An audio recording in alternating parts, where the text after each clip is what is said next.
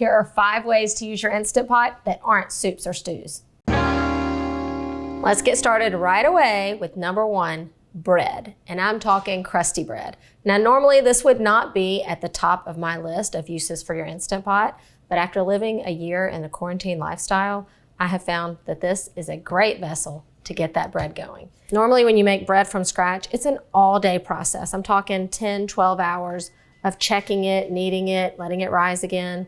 This simplifies the process so much. We're gonna start by combining a little bit of flour and salt in a large bowl, and then we're gonna get our yeast mixture going. Listen, you know I'm always gonna take the easy way out when it comes to any sort of baking, so this bread recipe is a perfect start. Yeast, sugar, and water. Give that just a little stir, and we'll let that bloom for about 5 minutes. So we'll start by lining the sides and the bottom of the Instant Pot with parchment paper that has been lightly sprayed with cooking spray. Okay. That was easy. Our yeast has bloomed. It's all ready to go. So we're gonna add this along with some olive oil to our flour and salt mixture. We're gonna stir this until a shaggy dough forms, so it's gonna be a little bit sticky still. All right, it's just that easy. Now we're gonna add it to our prepared Instant Pot. Lid on, make sure the valve is to the sealing position. And then we are going to set it on the yogurt setting for 4 hours to rise. This will count up on the Instant Pot till it gets to 4 hours, and then it'll shut off. No peeking. After 4 hours, we're going to remove the lid from the Instant Pot. Your dough should be doubled in size, and it will have tiny bubbles along the surface. Remove the dough using the parchment to lift it from the pot, and then turn it onto a lightly floured sheet of parchment. Form it into a ball, sprinkle it with a little more flour, and then cover it with a kitchen towel. There you'll let it rest for 30 to 40 minutes until it's risen a little bit more. And during that time, we're gonna preheat our Dutch oven at 450 degrees for about the 30 to 40 minutes. Once the Dutch oven has preheated and the dough has slightly risen, we're gonna place the dough on the parchment into the Dutch oven. You can cut some slits in it if desired. We'll cover and return it to the oven to bake for 30 minutes. Then we'll uncover it for about 10 to 15 minutes to get it good, golden, and crispy. Time has come. There's nothing like some good crusty bread. Oh yeah. This is gonna be good. I mean, listen. Such a good sound. I'm just gonna give it a taste while we're here. Of course, I'm gonna put a good amount of butter on my crusty bread.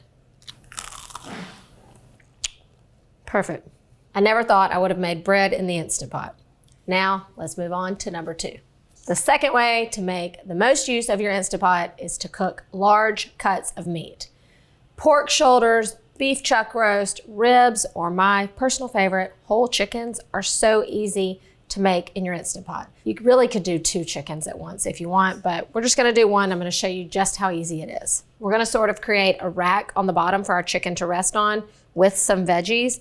This is also going to add moisture into the pressure cooker as well as flavor. We'll add these veggies to the bottom layer of our Instant Pot, and we're gonna set our chicken right on top, and then we're just gonna season it with salt and pepper. Finally, I like to sprinkle on a little paprika for color because you're not going to get that golden roasted color as if you had baked this in the oven. So I just think it looks a little prettier with a little paprika on it. And that's it. You don't even have to add any liquid here because the chicken and the vegetables are gonna create plenty of that for you. We're gonna seal this high pressure for 25 minutes and we're gonna have a whole chicken. The time has come. Let's see.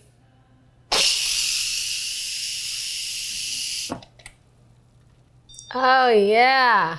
I told you it's not gonna be as pretty as if you had roasted it in the oven, but the meat at this point is perfectly tender and juicy. If you want to serve this for a crowd whole like this, you could brush it with a little oil and pop it in the oven to get golden brown, but I'm gonna show you how I like to use this for meal prep. Once this is cool enough to handle, I like to shred it up and use it for several dishes throughout the week. Let me show you what I do. One thing my whole family likes to eat on during the week is chicken salad. So this is a great idea for lunch or even dinner. So I just shred the chicken and add it to a mixture of mayonnaise, mustard, onions, and herbs. It's also perfect for taco night. We also love to toss it with some barbecue sauce and make barbecue sandwiches. And finally, you can use all the stuff left in the pot, strain it, add a little more broth and some noodles, and you've got a delicious bowl of chicken soup. Number 3, cakes and cheesecakes. You can definitely make dessert in the Instant Pot. So again, if you've got this large piece of equipment sitting on your counter, make the most use of it. We have a great recipe for Instant Pot cheesecake at Allrecipes, but I'm gonna highlight a few of the points that you definitely need to know when you're making any sort of cake or cheesecake in your Instant Pot. First of all, you're probably going to need to invest in a new piece of kitchen equipment, a 6-inch pan. Even in your larger Instant Pot, a bigger pan just doesn't fit. You're gonna need to have room to lift the cakes in and out. So you definitely need something smaller than the width of the Instant Pot. That being said, make sure the recipe you're using is written specifically for an Instant Pot cake. There are definitely some conversion tools online, so you can make use of those to help convert your standard recipes to ones that will fit inside these pans. You'll also notice when you're making a recipe for a cake or a cheesecake in the Instant Pot that it will call for a sling to lower the cake in and out. All you do is take a sheet of foil about 18 to 24 inches long and fold it till it's about 2 to 3 inches wide. Now it's perfect to use as a sling to lower your pan in and out of the Instant Pot. Of course, this is a great time to use that trivet if you didn't throw it away. For some of these recipes, I actually like using the foil sling over the trivet because the handles are longer, so you don't worry about burning yourself. You're gonna wanna cover your cakes with foil to prevent water from getting in because nobody wants a soggy cake. That was a mistake I learned the hard way. You're also gonna wanna add a small amount of water to the bottom of your Instant Pot. This will prevent the burn setting from coming on and create that moist environment.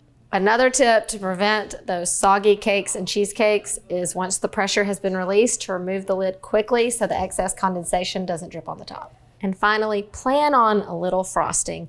These cakes aren't always the prettiest, so a little frosting covers up any of those mistakes. I was really impressed at how delicious desserts are that come out of the Instant Pot. You should definitely give those a try. My 4th creative use for your Instant Pot is to make yogurt. Making yogurt in your Instant Pot is a great money saver for the families that buy a lot of the individual packets of yogurt, or for families with new babies who are making their own baby food or yogurt at home. This is a great use for that. We start by pouring about half a gallon of whole milk or 2% milk into your Instant Pot, and you want to bring it up to almost a boil, about 180 to 190 degrees, and that's just going to kill off any of that harmful bacteria. Then we let it cool back down slightly to about 110 degrees. We take some plain yogurt, stir it in with the lukewarm milk, and then we add it back to here and let it set overnight, about 8 to 9 hours.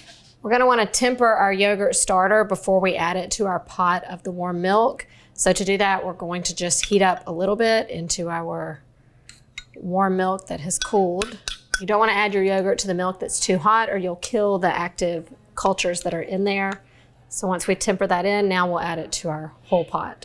We'll give that a gentle stir, and now we cover and let it go for 8 hours. You can let it go a little bit longer. The longer you let it go, the tangier the yogurt's gonna be. So we're gonna start kind of mild with 8 hours. We have yogurt. I'll go in for a scoop. Now, if this is a little thinner than you would like, you can always strain your yogurt.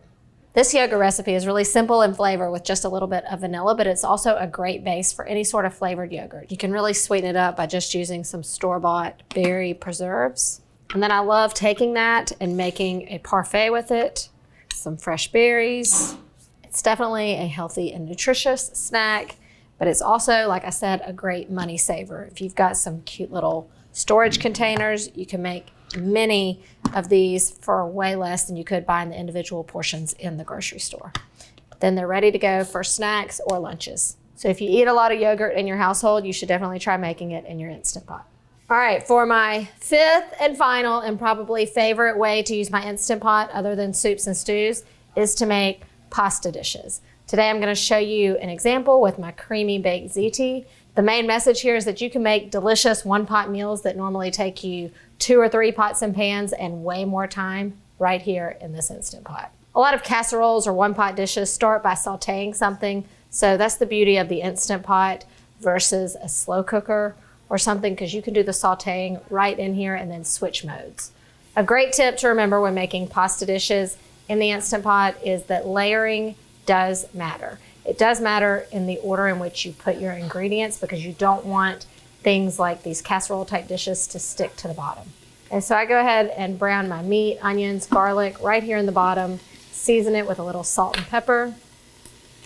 Next step is your cooking liquid. So for extra flavor, I'm going to use some chicken broth and heavy cream.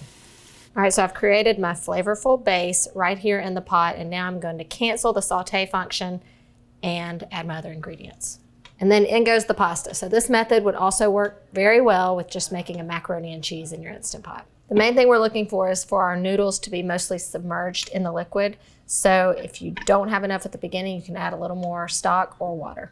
And then finally, and this is very important if you're making a tomato-based pasta dish in your Instant Pot. Once you add your tomato product, you don't want to stir it. Tomatoes are full of sugar, and if the sugar gets to the bottom of the Instant Pot, it's going to burn. Now, you know this type of meal takes all day on a Sunday to prepare. You make the sauce separate. You've got 3 different pans going. I'm going to pressure cook this for 5 minutes. In the same amount of time it takes you to clean up your mess, your baked ziti is done. We're going to release the pressure.